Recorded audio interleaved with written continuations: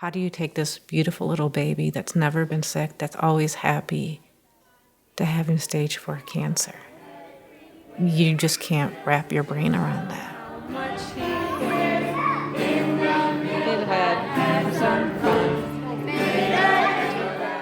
Isaac ended up becoming a lot of things for a lot of people. Hope, almost like a symbol, like the Isaac Strong, like which we have all the time now. So this was him. I mean, he was a typical kid, but he had to deal with a lot of stuff that typical kids don't have to deal with. No matter the diagnosis, no matter the treatment, he loved life. He loved to be with family. He loved to play video games. He loved to be with his brothers. And he always loved to dress up. Batman was his favorite, but he always liked to dress up as a superhero. Or Mario and Luigi, those were big ones. His spirit never gave up. It was finally it was time. And then on June 6, 2020, just 4 days after his 6th birthday, he passed away and returned home to heaven. Find the ghost.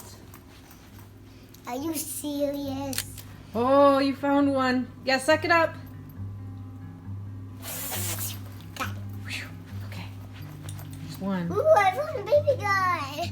So, we go up to the Capitol, and it's in the big, the hall, and there's people in the gallery and all these politicians, and even at that age, he was still less than 30 pounds. So again, tiny but mighty. But I was like, I bet you he'll throw up the double bicep flex for me, right? So I'm talking, and I said, hey, Isaac, can you show him the muscles? And I turn around and look behind me, and he just throws it up, and with no fear. Despite all these great things we did. And I said, I wish that I could stand in front of them and tell them that Isaac was cured, but he wasn't. So the thing I told him is that Isaac was our future, and these kids that the Isaac Strong Foundation helps. There were many times we had these events and fundraisers, and there was an outpouring of support, and the community was amazing. And then it was back to reality. Go to these events, and people would be there and doing that kind of stuff. We wanted to be on the other side. We wanted to be the ones giving.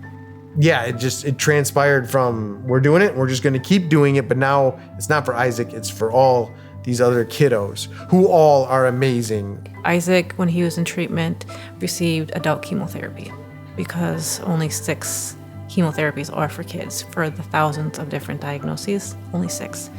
So majority of all Isaac's treatments were adult chemotherapy and adult treatments that were scaled down to his weight. Isaac he had just turned 5 years old, and he was less than 30 pounds. He wasn't growing. He wasn't on the growth chart. It can be a priority if we want it to be one. And I think awareness is a big part of that. I don't think enough people are aware of everything that families go through. By keeping the foundation going, we're making people more aware of childhood cancer, the lack of support that kids get. I mean, kids are our future, but yet they get the least amount of funding possible because the American Cancer Society gives 1%. So every dollar you give, they get 1 penny to children. The government gives 4%. So for every dollar, they give less than 4 pennies to kids. If kids are our future, why do they get the least amount of cancer funding? If anything, I know Isaac had left his mark on those folks that day. And, as you can tell, he certainly left his mark on me. And there were so many times they sat in the ER with him for tests or whatever, and they would just sit in bed with him on the bed, and they would watch a show with him or hug him or, so it made them very compassionate. So I think that the boys had to deal with really 3 years without a lot of their mom, 3 years without, really knowing what the next step's gonna be or what's gonna happen next. So very stressful for them as well. Very stressful. Mark, get set, go. Hey, I'm in your way. Hey, Aiden, wait up for me. one parent will have to ultimately quit their job or go on extended leave or whatever the case may be. All of a sudden, you're down an income, but your bills are exactly the same. So not only do you not know what's going to be happening day to day, but now you got to figure out how to still pay for day to day when you've lost all of that. How am I going to pay my mortgage or rent? How am I going to put food on the table? How I'm going to keep the electricity on? How am I going to have gas? Most treatments are 9 months to 3 years, plus. We were over 3 years when we were only counting on maybe a year and a half, and it was it doubled that. She just basically changed jobs and became a nurse there for that amount of time and is really good about Isaac needs this and this isn't working and this and that and stuff like that. So she really sort of became his little personal nurse and really focused on Isaac.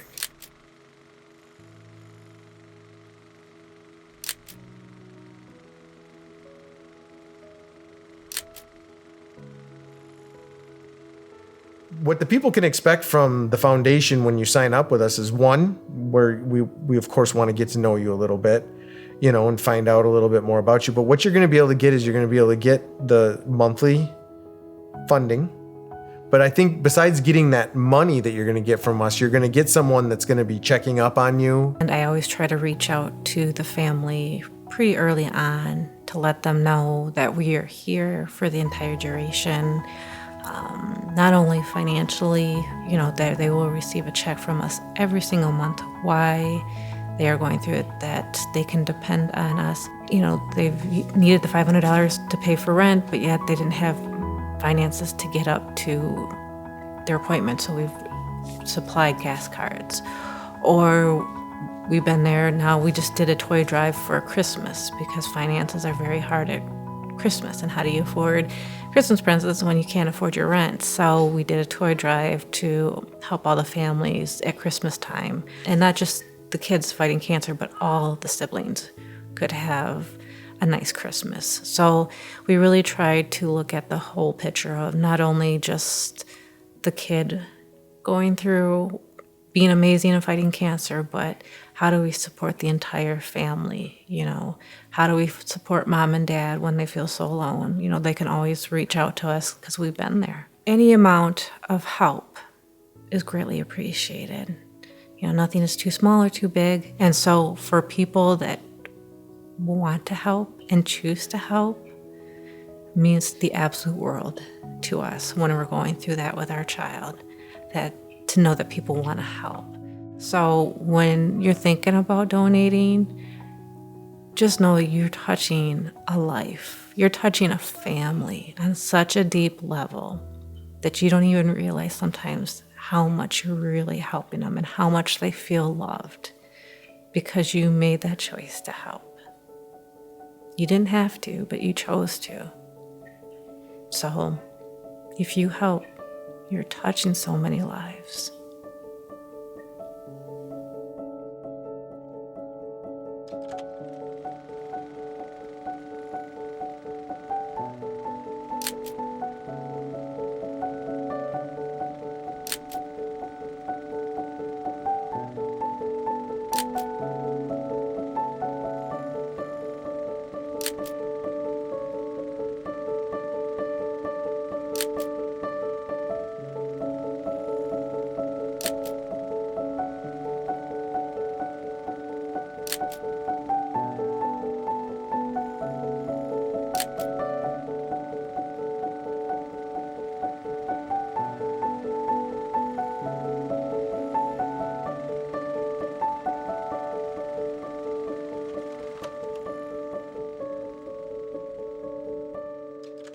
All right. So glad I have you, Luigi. Just right over there. All right. Can you defeat the boo? Got him. Well, that was pretty easy. No, it's still alive.